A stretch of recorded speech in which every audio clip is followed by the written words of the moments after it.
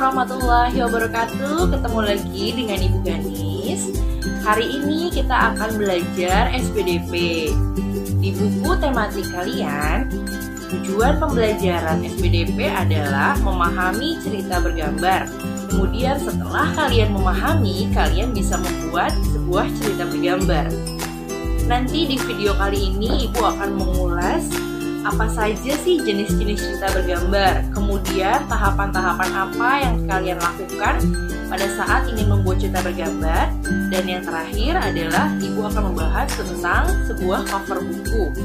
Gimana sih cover buku yang baik itu? Yuk kita simak saja langsung penjelasan dari Ibu. Pernahkah kalian mendengar tentang gambar cerita?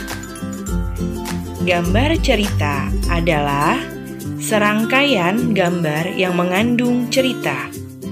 Contohnya adalah gambar ilustrasi. Gambar ilustrasi itu adalah gambar yang mendukung sebuah isi dari bacaan atau teks. Gambar ilustrasi bisa juga berupa foto maupun gambar tangan.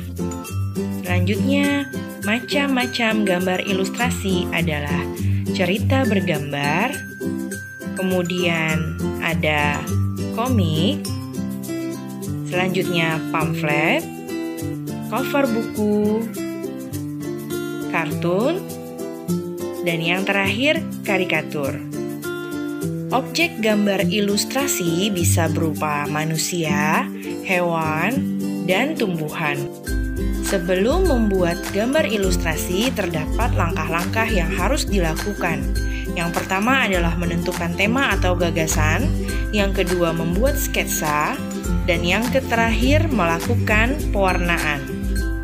Media gambar dapat berupa alas gambar dan pewarna. Terdapat macam-macam corak gambar, yaitu yang pertama adalah realis, gambar yang dibuat sama dengan aslinya. Kemudian ada karikatur, yaitu gambar yang dibuat melebih-lebihkan dengan tujuan untuk mengkritik sesuatu. Selanjutnya ada kartun, yaitu gambar yang berfungsi untuk menghibur. Dan yang terakhir adalah corak gambar dekoratif, ya gambar yang objeknya diubah namun cirinya tetap. Di dalam gambar cerita sering kita baca yang disebut komik. Komik adalah bentuk seni dengan gambar tidak bergerak yang disusun hingga membentuk cerita.